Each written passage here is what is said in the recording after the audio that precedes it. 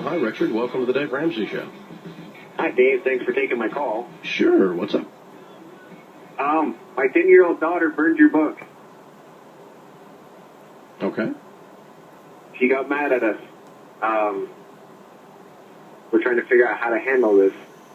And make a long story short, my wife and my two older girls were out working in the garden, and my youngest, which is 10, she wants to buy this dollhouse, and her birthday's next week, and her mom and I have already actually got the dollhouse for her, and she approached her mom and says, I'd like to borrow the money, I don't have enough. My wife says, well, we don't borrow money, you'll just have to save it. And so forth. She just got mad, and my oldest daughter happened to look up towards the house and seen there was smoke coming out of the chimney, and they ran inside, and there she was with the book in the fireplace and burned it. Mm-hmm. Okay. And I heard you talking yesterday. You had a bunch of kids there. Get a few calls with people talking about their kids and stuff. I mean, they do generally really good. But with our finances and stuff, and we're on a tight budget, we've actually paid off about $40,000 in the last 3 years working your program, and I just want your opinion on how we should handle it. Well, I think it's more of a parenting question than it is a financial question, and it's nothing personal aimed at me. I think you've just got a child that's out of control, and I mean, if one of my children burned something that was a possession of mine, there'd be something burning on them. So, I mean, it's not anything to do with it being my book, and it's really not even got anything to do with her finances or the dollhouse. It's got to do with this child being an absolute out-of-control brat. And so what are you going to do as a dad in that situation? Well, it just struck as this. I mean, she's never done nothing like that. Well, I don't care. She could have burnt the house down. She's 10. I mean, I wouldn't allow a 10-year-old to build a fire in the fireplace while we're all outside doing something else. If I'd looked up and seen just a fire coming out of the chimney, we'd have had an issue. But then when I find out she's destroyed my property because she's having a temper fit, I'm old school, dude. That ain't going to play.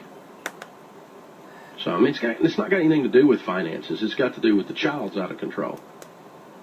And so, what are you going to do? Well, we were thinking about, from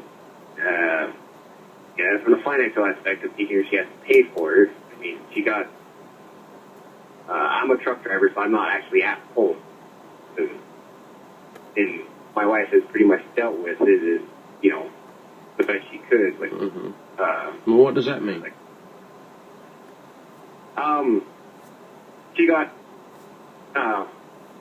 thought, playing with fire is not good, and she got a few swats in the butt and sent to her room. Okay. And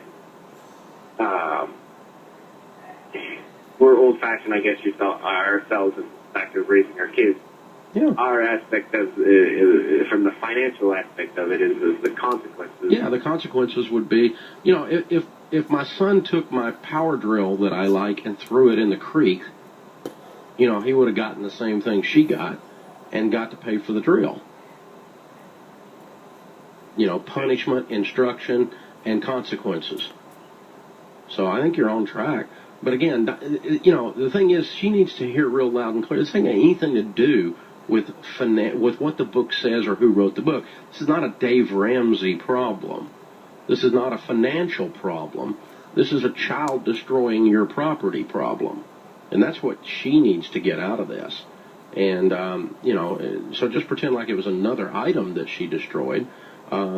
Say she took a pair of your wife's shoes and decided to, run them into a shredder or something because she was mad. It's the same thing. She gets to feel the pain of this several different ways so that this lesson is thoroughly learned. And so, yeah, I think that's the way I would look at it. But I would be very careful to disassociate this event from the actual contents of the book. That doesn't matter. What really matters here, or who wrote the book, or anything like that, because it doesn't matter to me. It just means I'm going to sell another one.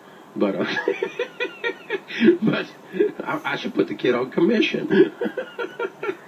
but you know, what does matter is the child's spirit here.